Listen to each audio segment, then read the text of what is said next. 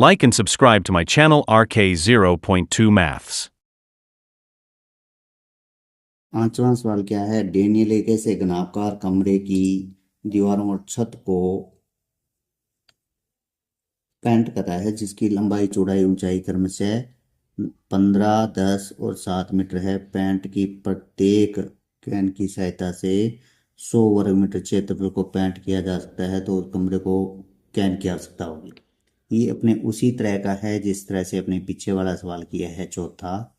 तो इसमें क्या है, एक घनाकार आपका कमरा है और कमरे की चारों दीवारों को और एक छत को सारों को पेंट करना चाहता है, जबकि नीचे वाला जो फर्श है उसको छोड़ना है। तो सूत्र वही लगेगा जो अपने पीछे वाला, यानी कि उसकी लंबाई गुणा चौड़ाई जो है एक ही फलक की लगेगी। तो यहाँ पे क्या लिखेंगे, डेनियल के घनाकार कमरे की विमाएं जो हैं वो अपने लिख लेते हैं। सोल्व करेंगे इस तो कैसे करेंगे, डेनियल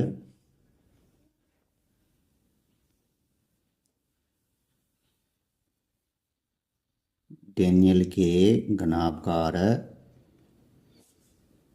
कमरे की लंबाई कितनी दी रखी है इसने, क्रमशः, यानी कि क्रम से है 15 मीटर,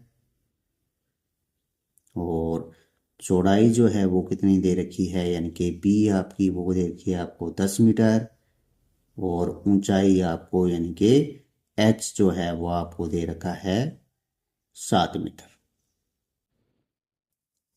ये अपने कमरे की विमाएं होगी, लंबाई चौड़ाई और ऊंचाई। तो घनाकार कमरे का पेंट करने योग्य भाग को घनाकार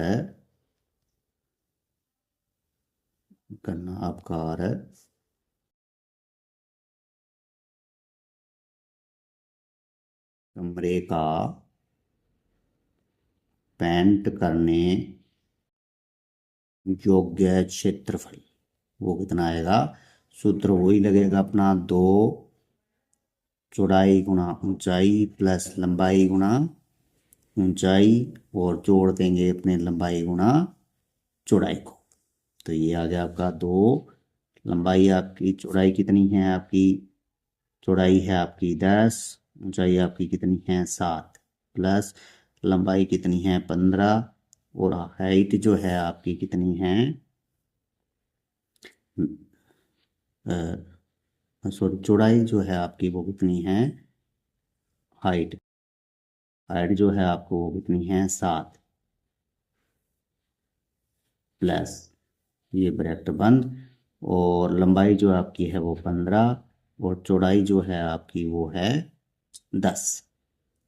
तो इसको अपने इजी करेंगे तो इस तरह से हो जाएगा, ये 2, 10 को अपने 7 से गुणा करेंगे तो 70, और 15 7 105, और प्लस में 15 को अपने 10 से गुणा करेंगे तो 150।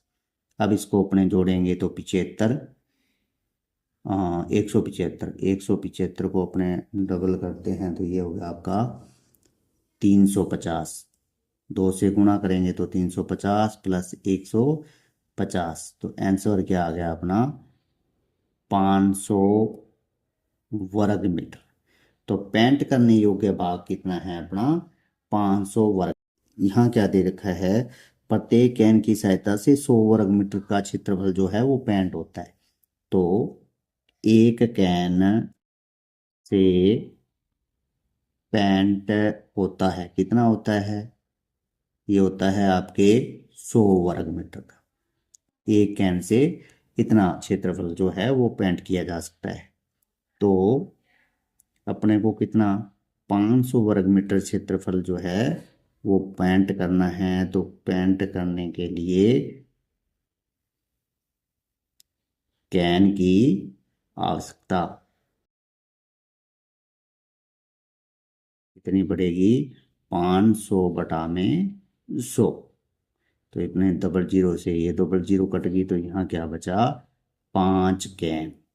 तो ये आपके 5वें सवाल का आंसर हो गया, यानी कि अपने को 5 कैन की आवश्यकता पड़ेगी।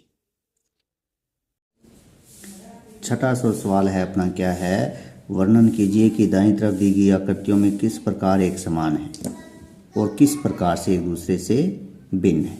तो ये आपका क्या दिया गया है, बेलन, और ये जो आकृति दी गई है ये आपका घन।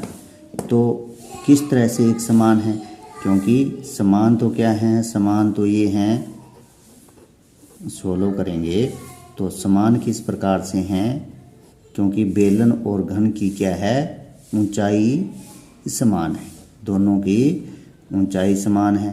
भिन्न किस प्रकार से हैं, यानी कि अलग अलग कैसे हैं, क्योंकि एक बेलन है और दूसरा घन है, तो ये एक दूसरे से विभिन्नता है। अब किस डिब्बे का पार्श्वपृष्ठीय क्षेत्रफल जो है वो अधिक है, तो अपने क्या याद करेंगे, सबसे पहले बेलन का पृष्ठीय क्षेत्रफल याद कर लेंगे और फिर बाद में घन का पार्श्वपृष्ठीय क्षेत्रफल याद कर लेंगे। तो बेलन का लिखते हैं पहले, तो बेलन की जो दी गई है ऊंचाई और व्यास जो दिया गया है वो अपने लिख लेते हैं। बेलन का व्यास, यहाँ क्या लिखेंगे, बेलन का अपने याद कर लेते हैं, तो बेलन का व्यास, बेलन का व्यास कितना है, 7 मीटर। तो व्यास इतना है तो आर यानी कि त्रिज्या कितनी हो जाएगी, 7/2 मीटर, क्योंकि त्रिज्या जो होती है वो व्यास की क्या होती है, आधी। तो बेलन का व्यास 7 मीटर है, त्रिज्या हो जाएगी 7/2, ऊंचाई दे रखी है अपने 7 मीटर, यहाँ आ जाएगा 7 मीटर। तो बेलन का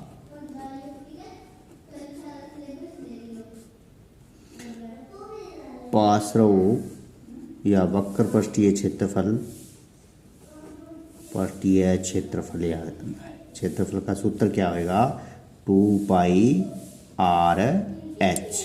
ये अपने बेलन के वक्र पृष्ठ का क्षेत्रफल का सूत्र है। तो 2 पाई का मान कितना होता है, 22/7, और आर यहाँ कितनी है, 7/2 मीटर, और हाइट कितनी है आपकी, 7 मीटर।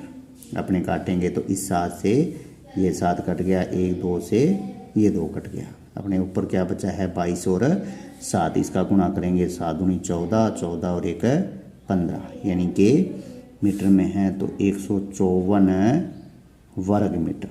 तो अपने बेलन का पृष्ठीय क्षेत्रफल जो आया, वक्र पृष्ठ का क्षेत्रफल, वो कितना आया, 154 वर्ग मीटर। इसी तरह से अपने घन का पार्श्वपृष्ठीय क्षेत्रफल, पार्श्वपृष्ठीय क्षेत्रफल,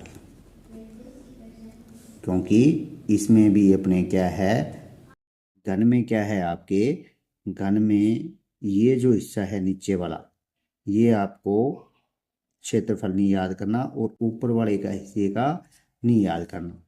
तो अपने पास फलक कितने रह जाएंगे, 4, तो 4 और एल स्क्वायर, यानी कि भुजा का स्क्वायर, तो 4 और एल क्या है अपने पास, 7, तो 7 का स्क्वायर, 4 गुणा 7 7 49, अपने इसको गुणा करेंगे तो कितना, 2 18, 3 4 36, 3 असल, और 4 चौके 16 और 3 19, तो 196 वर्ग मीटर का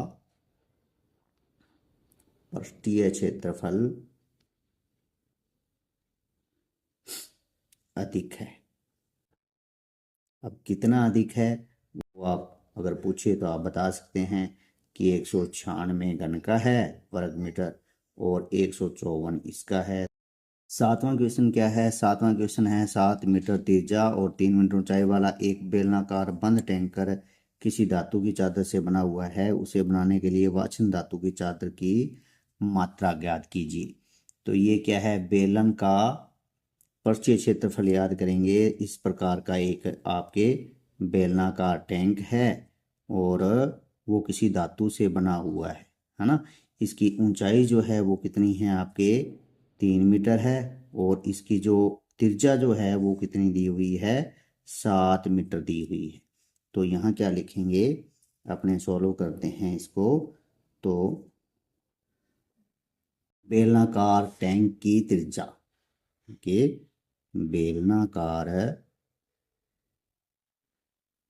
टैंक की त्रिज्या, त्रिज्या को अपने आर भी कहते हैं, तो त्रिज्या कितनी है इसकी 7 मीटर। और ऊंचाई कितनी है इसकी, ऊंचाई यानी कि एच जो है वो कितनी है 3 मीटर। क्या याद करना है आपको, पृष्ठीय क्षेत्रफल याद करना है, पृष्ठीय क्षेत्रफल। तो पृष्ठीय क्षेत्रफल का सूत्र क्या होगा, 2 पाई आर एच प्लस आर। ये आपके बेलन के पृष्ठीय क्षेत्रफल का सूत्र है। तो यहाँ लिखेंगे अपने बेलनाकार टैंक का क्षेत्रफल, बेलनाकार टैंक का पृष्ठीय क्षेत्रफल। ये सूत्र वही आया आपका 2 पाई आर और एच प्लस आर। तो इसके अंदर मान रख देते हैं 2, पाई का मान 22/7 और आर का मान कितना है 7, और ब्रैकेट के अंदर ऊंचाई जो है आपकी 3 सेमी और त्रिज्या जो है आपकी 7 सेमी। ये दोनों जुड़ेंगे तो आपके 10 हो जाएंगे। तो यहाँ क्या लिखेंगे, 2 गुणा 22/7 गुणा 7 गुणा 10। तो इस 7 से ये 7 कट गया। 22 को अपने 2 से का 7 गुना करेंगे तो आया 44। 44 को अपने 10 के साथ गुना करेंगे तो 404। ये आपके 7वें क्वेश्चन का आंसर हो गया। Like and subscribe to my channel RK0.2 Maths.